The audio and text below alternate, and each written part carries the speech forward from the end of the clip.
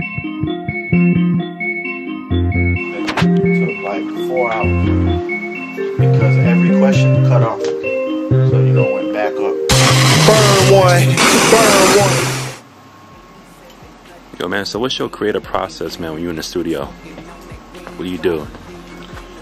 Man, I hear the beat and I start mumbling syllables. Don't even make sense, and I just put the words in there and make them match. I mean, but actually, my real creative process is I get a track. How I work now and how I've been working for the last so many years. I get tracks and I ride around to them. I don't really sit down in the studio or by a computer. I ride around in my car and I hum out like hooks, hum out syllables, and how I you know, hear things going. And most do you write stuff down like on a pad? Yeah. I still write. I get made fun of too for writing. Why is writing like corny now? Yeah, it's old school, man. How did really? That happen? Yeah, how did that happen? Wow. Yeah, I still write, man. I like to write on a pad and be able to scribble out and go, cause if you see one of my raps, there's so many things going on the paper. But my creative process, it's kind of weird, but normally I hum out a hook and figure out a hook and then figure out where I'm going with the song, unless I just want to just, you know. How old were you when you wrote your first rhyme? I wrote my first rhyme, I was 12. Oh yeah? Yeah, I rap like Willie D, real gangster shit. Like I pop you with my 9 in it. Was it crazy? Was it crazy long? Was it what? Was it long? Or was it kind of like short, like one bar? No. I wrote verses and songs. Yeah. Because I mean, I always knew how to form, you know, song formats. You know, as far as like choruses and stuff like that go. And you know, I didn't know about 16s and stuff like that. I was just writing, but I'd write a verse, write hooks. But yeah, they're horrible raps. Like first, I used to try to rap real gangster and, you know, be something I wasn't, just imitating what I was hearing. And then after a while, I started trying to rap like, you know, early Outkast, like I'm thinking about doing all that type of shit. And then eventually, just with everything, I developed my own style and just realized who I was as a person, anyway, as far as content goes, and then as a rapper, how I wanted to rap. Tell us about where you're from, and how it inspired some of your, I guess, your style and your flow. Did it inspire your style and flow? Yeah, no, it definitely. I was born in Pennsylvania, you know, so all my family's from up north. Does PA have any influence in your flow right now? Nah, I mean, it's fucked up, but nah, not at all. So you have no type of connection with Wiz Khalifa or anybody like that from PA? You don't look at them like, you know what? You know, we have a connection. No, I don't. But I will say this: I'm happy that Pittsburgh has a voice. You know, because I always looked at it back in the day like, wow, nobody from Pittsburgh has. I mean, I think there was like Sam Snead and like a couple people back in the day. But I was a kid. I was like a real little kid when I moved away from there. So I really wasn't even exposed to rap when I lived there. So when I moved here, I'm from Gwinnett County, Georgia. It was like the north side of Atlanta, and yeah, being here definitely influenced me because a lot of people that are here are transplants from other places. So you get influence from everywhere, you know, and you also get influence directly from the ATL, like what's going on in the A. So, you know, so it's a good variety. Definitely where I grew up that I don't think a lot of people have. So a lot of people grow up in places where it's just people just from there. So everybody's really influenced by a lot of the same shit, you know. But yeah, and different lifestyles too, you know. There's so many different mixes of people here, you know. And I been exposed to so many different things living here. So yeah, it had a lot to do with what I write about, shit like that. Well, I'm sure it's your style. Being a dope studio plays a key part too, right? I know you're like a freaking visitor of Tree Sound Studios, right? Oh, yeah. I mean, I'm really lucky, you know, to be able to record here. Yellow Wolf had a relationship with Groove and Molly and everybody at Tree, and he had worked it out to where I could record my project here. So it's a blessing, you know, for me to even be up in here. You know, I've always heard about it, you know. So yeah, being able to record here is extra dope, you know. And shout out to Groove, Molly, everybody at Tree, all the interns, all the engineers. Everybody's really cool. It's just a great place, great environment. So yeah, it's dope, man. Is Yellow Wolf here? Where's he at?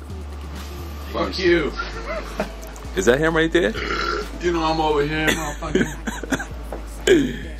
Can you talk up? Rittz, man. Can you talk about your artist, man? Dick, having ass. Record dick. What? Can you talk about your artist, son? He ain't my artist. I don't know that motherfucker. I don't even like white rappers, dog. To be honest with you. But you fuck with him, right? He's a good dude, right? Yeah, man, Rittz is cool, I guess. That's it. It's cool, I guess. Nah, man, this is the shit, man. How'd you pick him out to get on the record with you? For Trump music. I seen him live at Lenny's, and I had my band at the time. I was doing arena rap, and he came and opened up a show. I think a fucking awesome show, maybe. And he had recently had a 770 record on the radio that I heard, and I saw him live, and I knew he was gonna be doing something. He had a full team at the time, so it was like, damn dog, well, see you when I see you, I know you're gonna be killing it. I just became a fan, and then time went by, and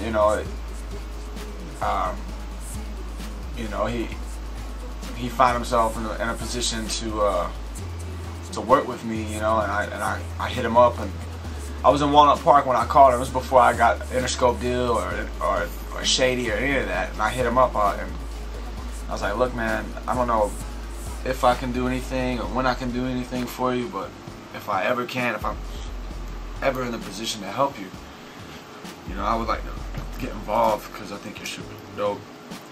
And it worked out to where, I came to Tree Sound Studios and I recorded Trump music 0 to 60 in this room, this Groove's room.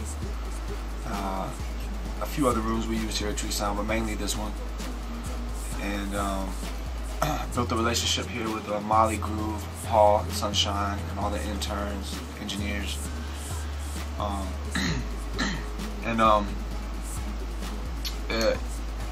Burn One was available to do a mixtape, and so linked Burn One up with Rittz. Transcend, my homie, started managing him. Then my co-manager, Jeremy Jones, who's partners with Bear, took him on with Rittz as management, and they did White Jesus, man. Rittz is one of the only people that I've ever met who, personally, I don't know any other artist who does this shit. He'll come in with a full record memorized, no paper, no nothing. Like, yo, check this shit out. I wrote this shit. Like, he wrote it down. He memorizes the whole shit before he even comes to the studio. It's crazy. And he'll go on and first take. Usually 9 times out of 10, So it's just a, real MC, man. He deserves to be heard. So there's gonna be plenty more material coming from him. He's got a bunch of features floating around right now, and we're branding it with Slumerican.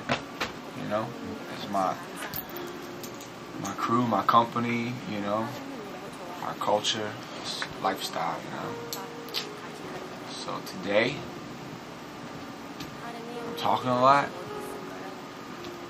and I feel like I got more to say. I'm gonna say it. Go ahead. So today, we're gonna go meet Rittz, the Slumerican squad. We're gonna go up to support Nakia, who was on Speaker Sex on Trump Music, and it's her showcase. It's a big day for her. Big day for Slumerican and Super Hot Beats.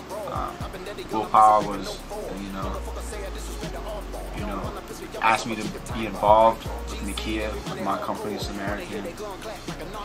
So it's a big day for us as a squad, as a family, as a company, to go and support Nakia at this free showcase tonight at 595. So it's a big day. Rittz is getting some big interviews. Nakia is going to be doing a big showcase. I'm proud of the squad. So, other than that, fuck Rittz. Blast from the gas to the gas, the nickname.